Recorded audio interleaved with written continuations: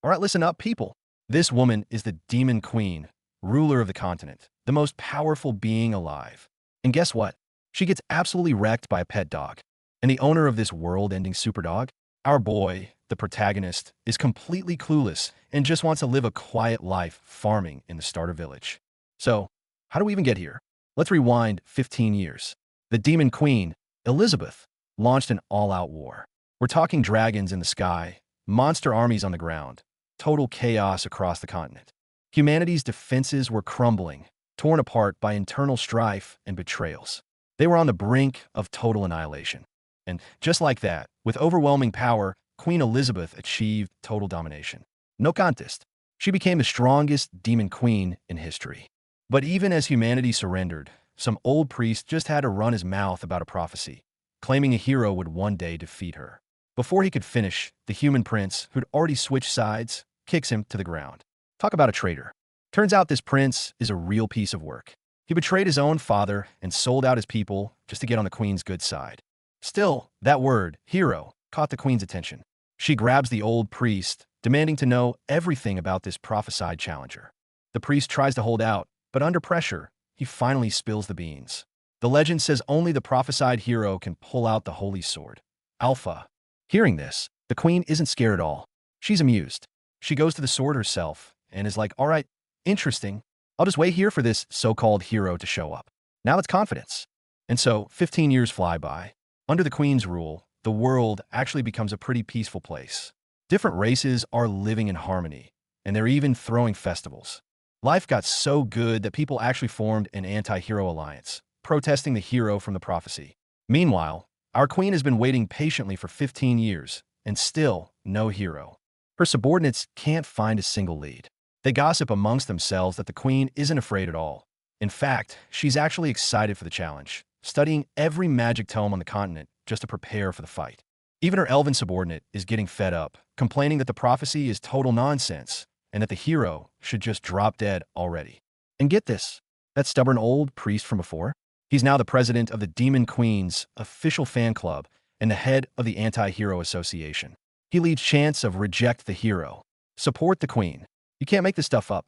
Finally, the queen's patience runs out. She confronts her underling one last time, demanding to know where this prophesied hero is hiding. That traitor prince tries to suck up to her again, but she's not having it. She just smacks him across the room and yells, "Get lost." Yeah, she's definitely done waiting. I mean, look at her. She's at the pinnacle of power, waiting for this legendary hero to challenge her and become a stepping stone for her fame. But the guy's a total no-show. The more she thinks about it, the angrier she gets. Where are you? Fine, if you won't come to me. Then I'll come to you. She decides to pull out the holy sword herself, the one only the hero is supposed to wield. Her subordinates are freaking out, begging her to stop. But this is the Demon Queen we're talking about. She's the strongest being alive. You think a little magical sword is going to stop her? Think again. With a massive surge of power, she yanks the sword from its pedestal, unleashing an explosive wave of energy. Holding the holy sword, she scoffs. Ha! Who said only the hero could pull this out?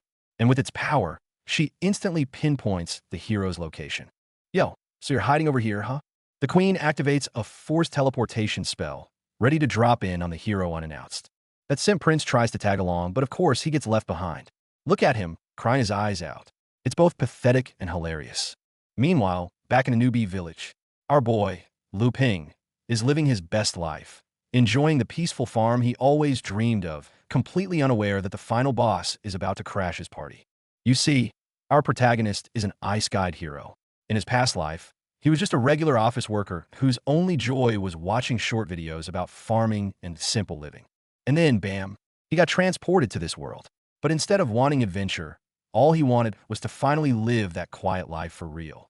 The moment his newbie training was over, the system prompted him to go on an adventure, slay monsters, and defeat the Demon King. But our boy was just like, things are pretty good right now. Why do I have to leave?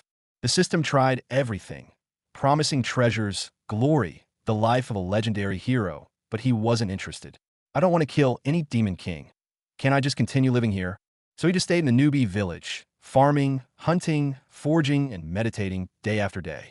He turned the starter zone into his personal retirement home. This is a new level of protagonist energy. Eventually, the system itself couldn't handle his relentless farming routine and just crashed. It literally blue screened and disappeared.